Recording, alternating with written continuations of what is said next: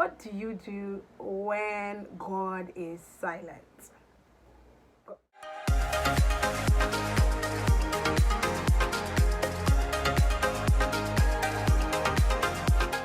Hi guys, welcome back to my channel. My name is Fadekemi. I am a Christian lifestyle blogger and YouTuber from Lagos, Nigeria. So in this video, we're going to be talking about what to do when God is silent.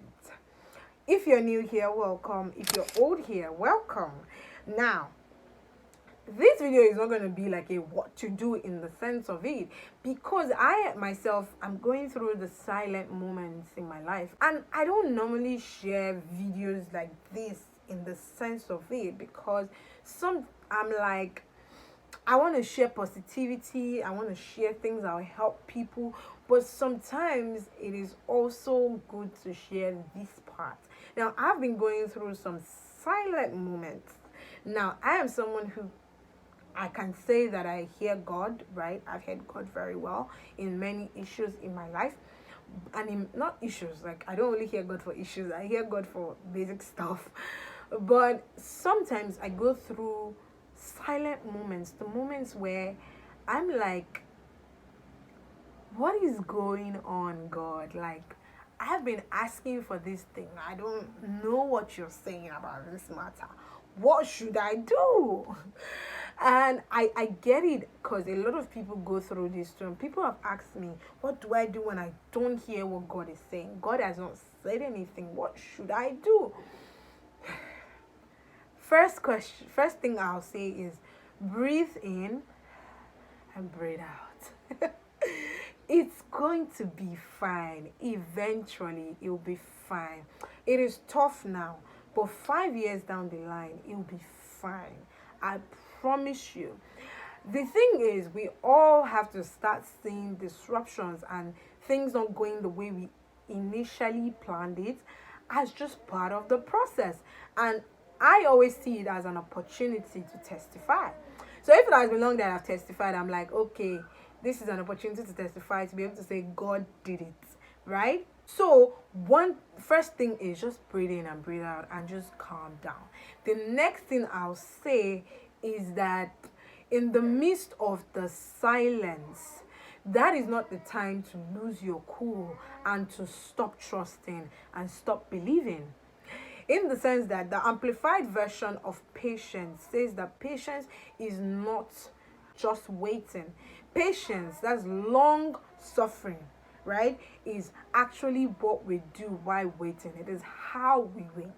It's not just saying, oh yeah, I've been waiting, I'm waiting on God, I'm waiting on God. It's not just waiting on God, it's actually how you wait on God. So in the midst of your waiting, are you going to be complaining and saying, oh God, but I'm serving you, oh God this, oh God that? Or are you going to say that, God, I trust you and I know that this will end in praise. This, I will eventually get it, right? Another thing that I will say about when God is silent is that the period of that waiting, you should ask yourself, is it that God is silent or is me that is not hearing? And that's why when I started this video, I said I hear God normally. So if you're one of those people, like you're like me, that you know you've been hearing God and you know that you've been hearing God, and you know that, okay, this is not the first time you're hearing God. You've heard God about many things, your marriage, your life, your job, and now in this situation, you're just waiting to hear what God has to say, and you're not hearing anything. I'll advise you to just calm down and wait it out, because doing things in a rush, especially if it's like a decision making process, it'll be good to just wait it out. I believe that eventually, as I said in my video of how to hear God and signs to know it is God or the devil, I said that the one of the beauties of hearing God is not in the rush, it's in the still moment of just waiting it out. Eventually you will get an answer, eventually you will see a sign, eventually. But if you're in a rush to get, like if you come rush like, oh God, give me the answer now, you're not going to get that answer, the answer that is right for you, or you would just make a rash decision basically. I guess what I'm trying to say is I'm also where you guys are. If you're one of those people who is waiting on God for a response, or if it's that you're even like you're praying for like a job or something, you've been trusting God for a job, for those that maybe you've even heard God, but now you're not seeing the manifestation of what you want. Like maybe God has already said, oh, I'll bless you threefold. And then you're trusting God for a baby. And you're like, God, when? Literally.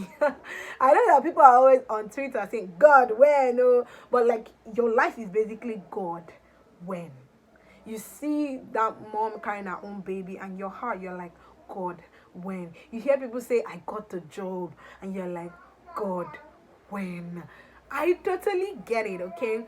It may look like, oh, I have all my life figured out, but I don't. I'm in seasons of waiting myself. I'm in seasons of saying God is silent. I'm in seasons where I just feel like I'm not even just like, in alignment. But the thing is, in this season, I may not have the perfect answer for you, but I'll say look at the life of Joseph. Joseph is the particular example from scriptures that we can draw, strength from. How Joseph was sold. This is a man that has heard that God has literally told. This one is not hearsay. It's not a prophet that told him. He heard it himself, that God said that his 11 brothers will bow to him. He has seen that he's going to be a great man. But now, 5-6 years down the line, he's been sold into slavery. His master's wife is lying against him. This is probably not even 5 years, maybe 10 years down the line. His master's wife is lying against him, calling him, saying that he tried to rape her. He's in prison. And now he meets one of the king's men that could have helped him, that he helped. And he told that one that when you get back to the palace, remember me. And that one forgot him. Fam, do you look at the life of Joseph and say, wow, what kept him going? What made him not to be depressed? What made him not to lose his life? What made him say, I'm going to keep trusting. I'm going to keep believing, right? God has said this, and I believe it. It just made me realize that there will be times of waiting, times of the journey to manifestation. And those times are the times that we build character, we build resilience. That's what James said. James said that in the trying of our faith, we will build perseverance, and perseverance will build character in us. So yes, maybe God isn't the one causing the troubles and the pain, but those times, you have to see the beauty in them, that you're building character.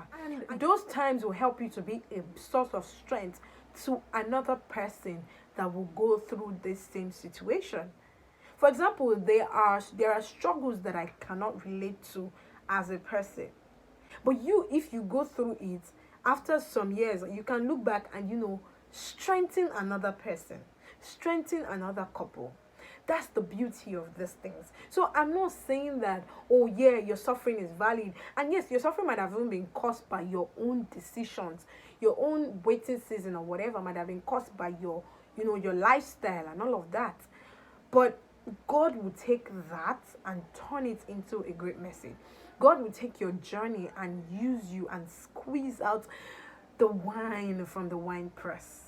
How beautiful is it? Like I'm inspiring myself even as I'm filming this video, and that's the beauty of being like a teacher of the word. You get to just learn from your own self. You learn from the word that the Holy Spirit is just inspiring you to speak out, because that's just what I'm doing right now.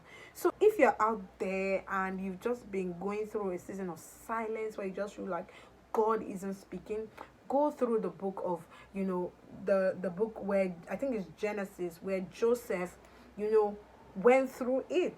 Just read the story of Joseph and let the story of Joseph, inspire you to see that you can't believe, especially if you are one of those people that haven't gotten a yes from God. You've gotten inspiration that, okay, this is where God is taking you, this is where God is taking you, and you're not seeing that manifestation.